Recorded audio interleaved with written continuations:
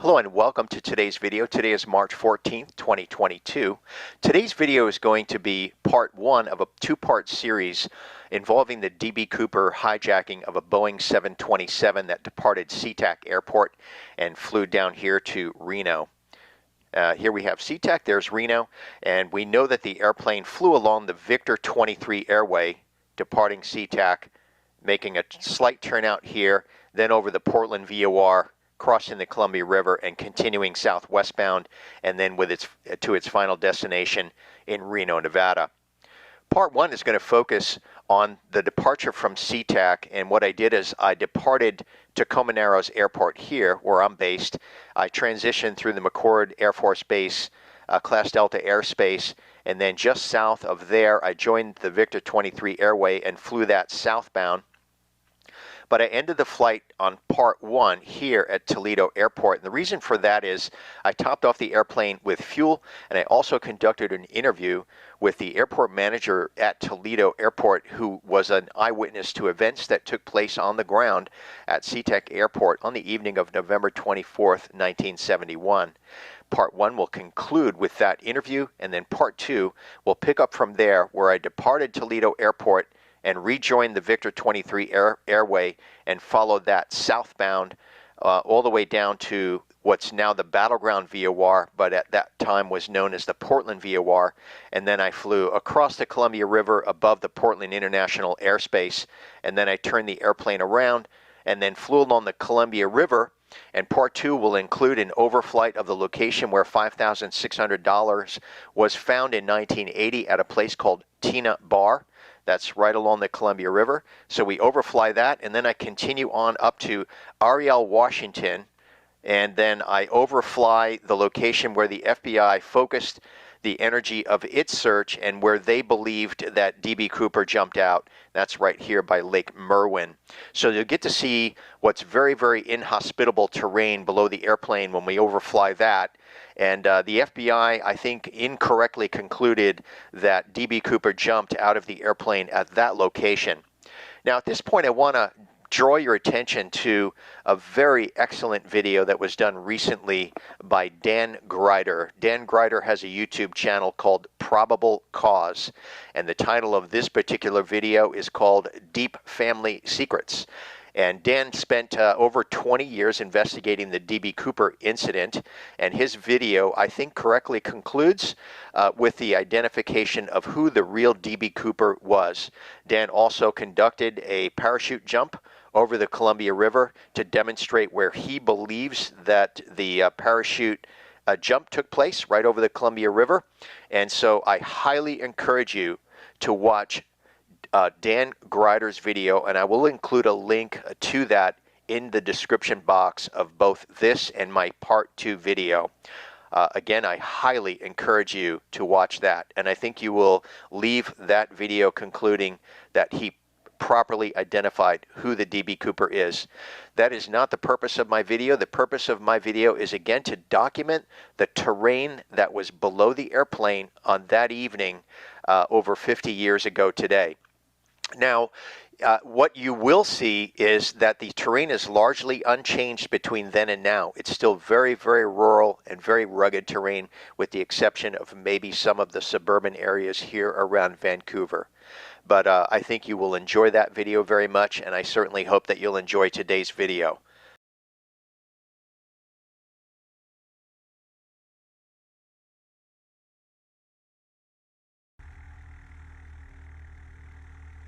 Tacoma Tower, Cherokee 7428 Romeo, holding short runway 17 southeast departure McCord transition. Cherokee 7428 Romeo, Tacoma Tower traffic successful, turning right base, southeast departure approved, runway 17, clear for takeoff. Clear for takeoff, runway 17 southeast departure 28 Romeo.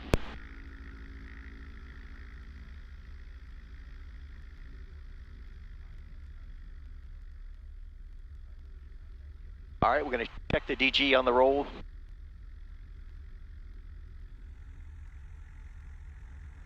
And full power. Engine instruments are in the green. Power is available for takeoff. Airspeed indicator is alive.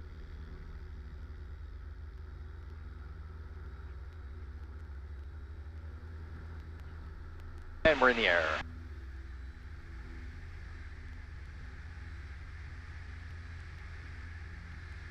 bit of direct sunlight probably in the camera lens there. Hopefully that'll change here when we make our southeast turnout.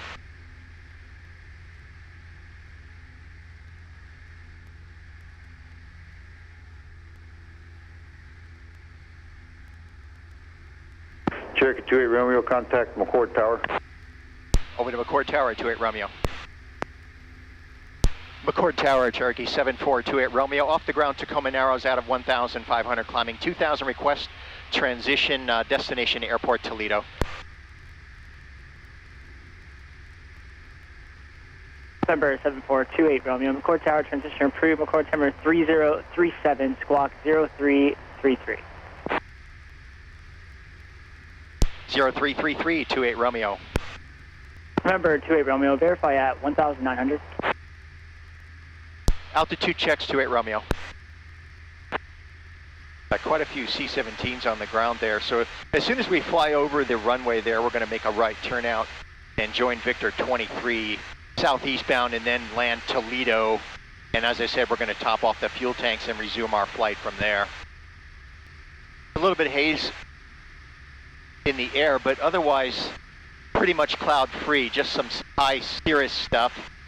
So we should have a good flight on Victor 23 at 6,500 feet.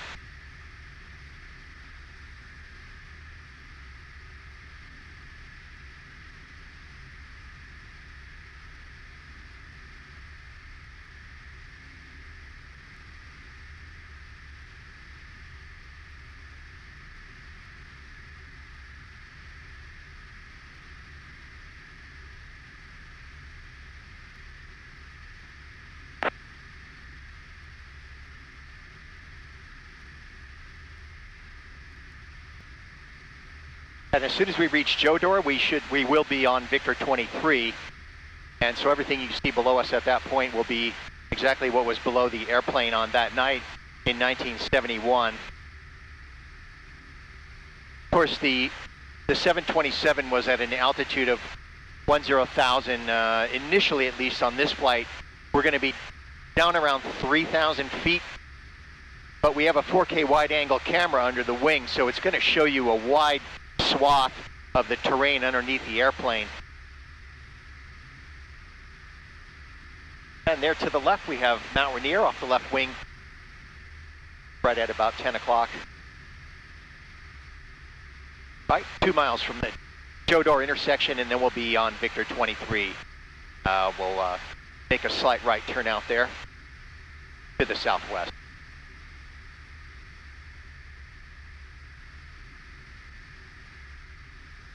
Should be hearing from McCord Tower here pretty quick. November 28 Romeo, squawk VFR, exchange approved. 28 Romeo, roger, thank you, good day. Have a good day.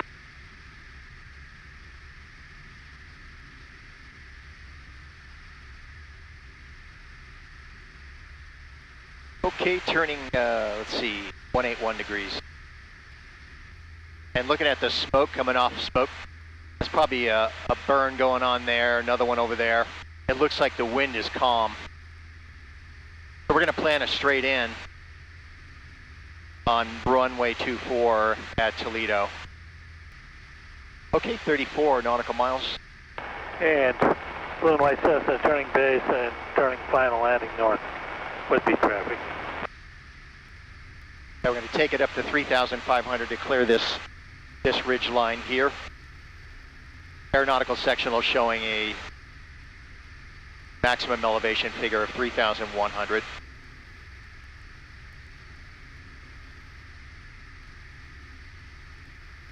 There's 3,200.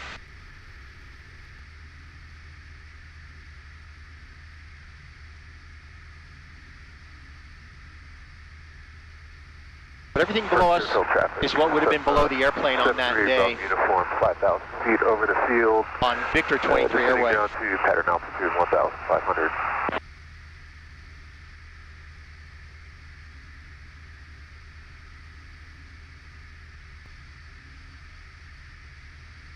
Toledo traffic, helicopter 512 Sir Charlie on left downwind for runway 24 Toledo. All right, that's good news. They're using 24 down there. The terrain underneath the airplane right now remains probably largely unchanged from the time of the flight in 1971 and now. It's mostly rural Port Orchard traffic. farmland. Left downwind 18. Port Orchard. There's a few different features like these windmills up here obviously weren't there during the time, but for the most part, everything down below us right now has not changed in all those years. Right, so we're level at 4,500. Once we clear this ridge line up here, we'll start descending down to Toledo. It's 21 nautical miles now off the nose. Top off the tanks and be on our way, rejoin Victor 23. 19 to go, Toledo Toledo. traffic, helicopter 512 Sierra Charlie is taking off runway 24 for departure to the north. The Onals intersection is 10 miles now off the nose.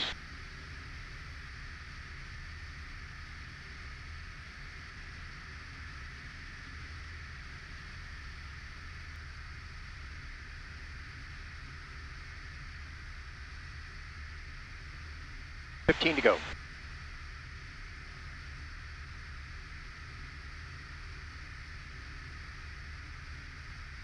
Those windmills are way bigger than they appear from a distance. I'll bet those blades are 100 feet long. There's some vehicles parked down there next to them. You can kind of reference the size of the blades compared to the vehicles. Pretty amazing stuff. Right, we're going to switch Toledo fuel traffic, tanks. Bonanza 11 Fox Papa on final, runway 24, Toledo.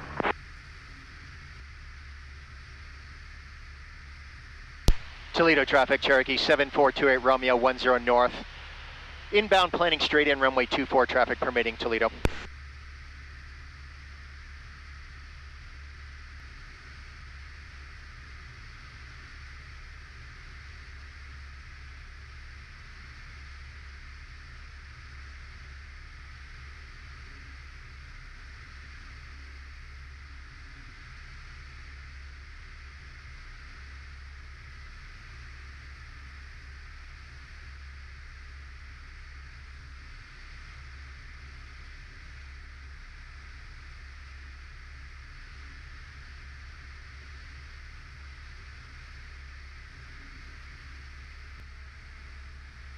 Okay, right here's where we're going to depart from Victor 23 temporarily and then rejoin it after we take off after refueling.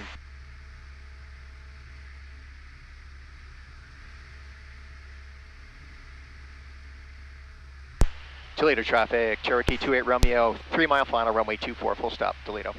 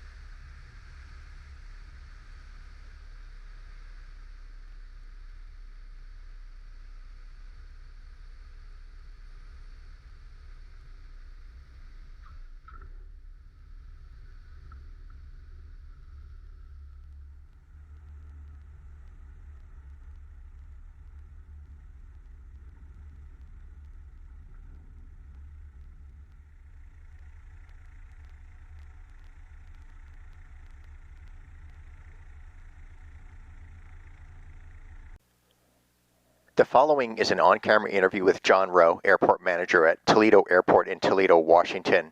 John was an eyewitness to events that took place on the ground at SeaTac Airport during the delivery of both cash and parachutes to D.B. Cooper on board the Boeing 727.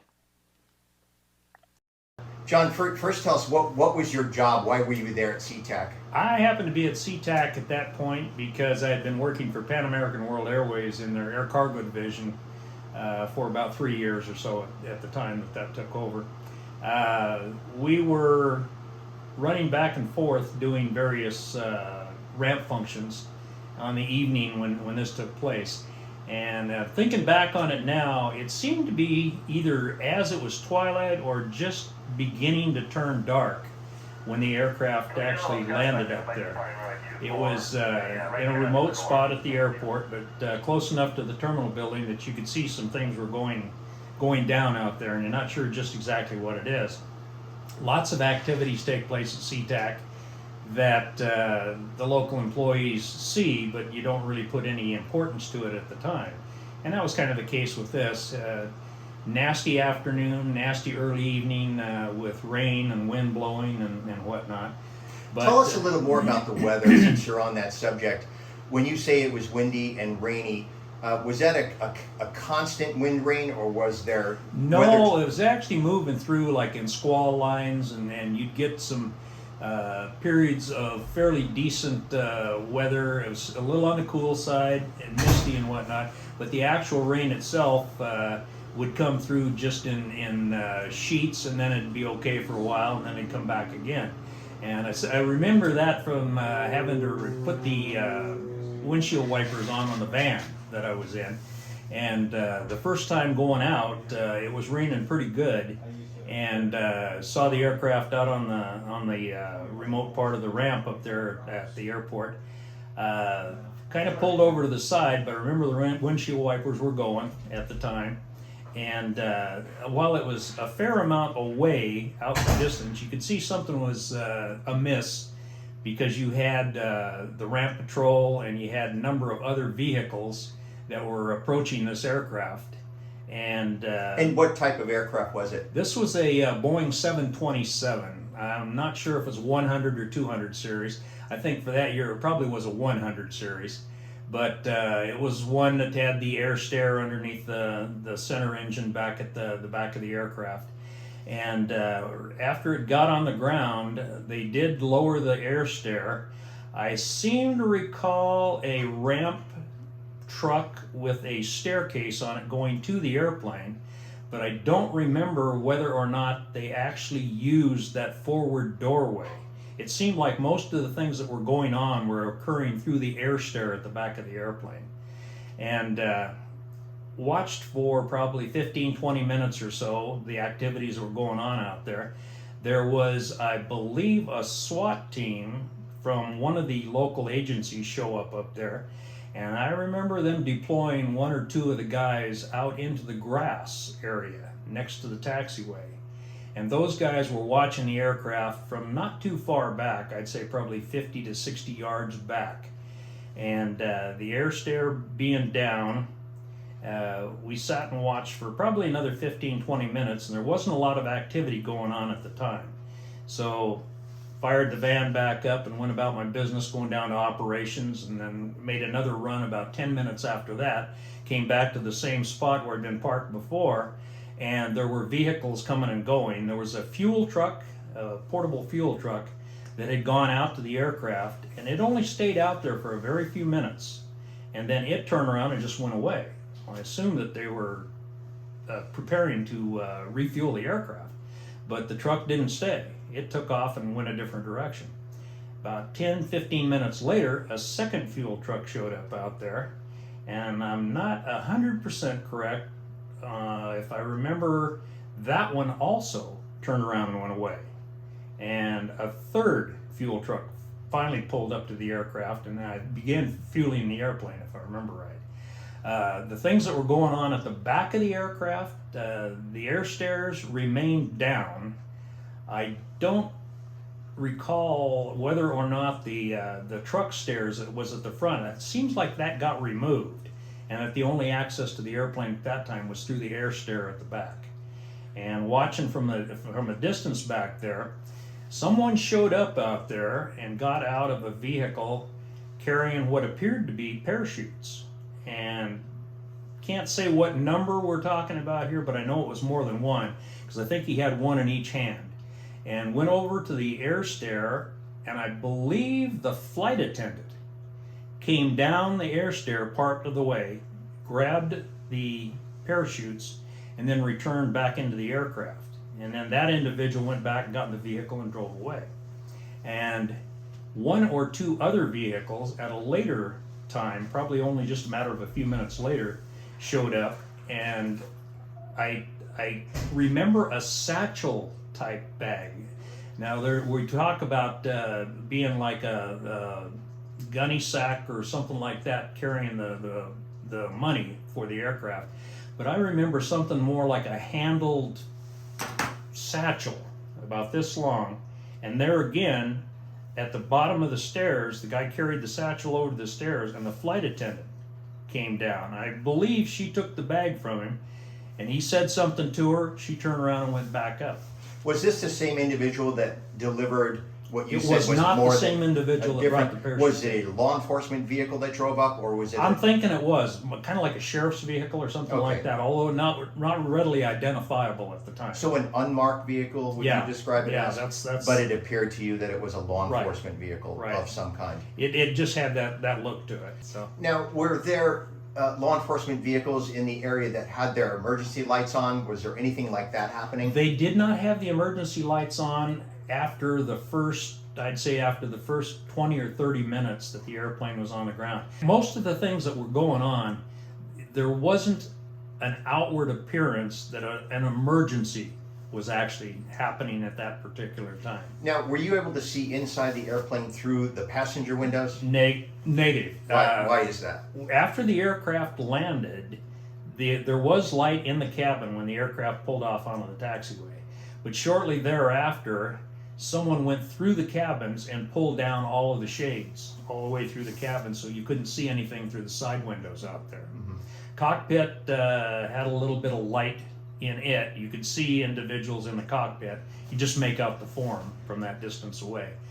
But the only real activity during the whole incident was basically that poor little flight attendant having to come down the stairs, and she was interacting with the individuals that were outside the aircraft, and she came down, and I know she took the parachutes, and whatever it was that they brought up, the valise or the bag or whatever it was, she also came down and intercepted that and took it back into the aircraft. But from the distance back, we couldn't see, like, there, I believe on a 727, I think there's a door at the back of the cabin back there. That door has to be open before you can access the staircase.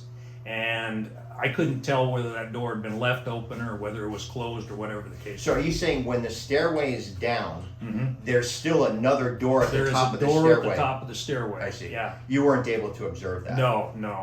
It's back up far enough underneath the tail, and even at a distance, you won't really be able to see that unless you were close to the bottom of the staircase. Then you could look up the staircase and see the doorway up above. Okay. Is that the primary means of ingress and egress on that aircraft type, the rear stairway? The rear stairs, if I recall correctly, Boeing proposed that to the airlines as a possible way to have your ingress egress for the aircraft at places that didn't have jetways or staircases available to them. So the aircraft could operate in some remote areas out there throughout, like, say, Europe or the Middle East and some of the third-rate airports out there, and still have a way to get people on and off the aircraft. And so the staircase idea for that airplane was an absolutely excellent idea. In this particular case, it turned out to be a handy device for this gentleman, Mr. Cooper. Now, other than the two exchanges you described, which was one, what you think were parachutes, and two, what you described as a satchel of some type that was delivered to a flight attendant by two different individuals. Was there any other exchange of any other items that you can recall? I don't recall anything going back and forth between the aircraft and anybody on the ground except for those two items that we saw. And you were able to observe what you believe were two law enforcement snipers in position? Yeah, about 50. I don't remember I think they deployed them out of like a van, a box van of some sort. I'm pretty sure there was two of them. I remember the one for certain was closer toward the nose of the airplane, but from that position he wouldn't be able to see anything except the outside cabin door. But there was another one further back away in the grass, I believe toward the other side of the air stair. So that gentleman back there would have had a line of sight to the stairs itself. Whether or not from where he's at he'd been able to see up to the top of the stairs to where that doorway was located in there, I'm not 100% sure Okay. that he could do that. What makes you believe that they were snipers? Was it equipment? They that had the were- equipment on. Okay, what did they have? They were wearing, I believe, like a dark jumpsuit style with vest, probably bulletproof vests and whatever on them. And I don't remember seeing anything on the vests that said police or, other official or whatever else. It just seemed like they were dressed down. They had baseball caps on, and I think I remember the one at the front of the airplane anyway. He stuck his baseball cap and swung it around to the back of his head with the bill back, and then just laid out in the grass out there and trained the rifle on the area of the aircraft. And so, were you there long enough to observe the stairway being raised and closed, or did you leave prior to that? I left the aircraft to go on down to one of the other buildings that I had to go to, and at that point, I think that's when they pulled the stairs up, because when I got back, the aircraft had been restarted and was taxiing out to the runway. I see. And did you observe the airplane take off at that point? Watch the aircraft take off, yeah. Thank you again for your time, and again, with your permission, we'll post the interview on the Not a problem. YouTube channel for the documentary. Okay. All right. Do as you will. Thank you, sir. Thank you.